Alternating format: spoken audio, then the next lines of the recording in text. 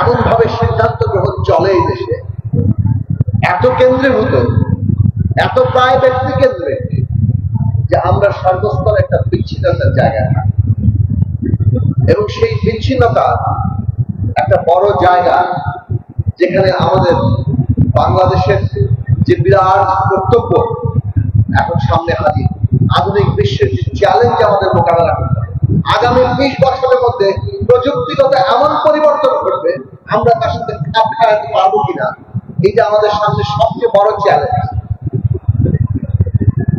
এই চ্যালেঞ্জ মোকাবেলা করার জন্য যে তারুণ্য দরকার, যে শিক্ষা ব্যবস্থা দরকার, সেটার নীতি নির্ধারণের কাজটা তলা থেকে কিভাবে অংশগ্রহণের মধ্যে দিয়ে হতে পারে, সেইটা আমাদের নিশ্চিত করতে হবে। ফলে ওই জায়গায় কিন্তু আপনাদের বদলানোর প্রশ্ন আছে। নিজেকে বদলান, তার মধ্যে দিয়ে কিন্তু পুরো দেশটাকে বদলানো যায়।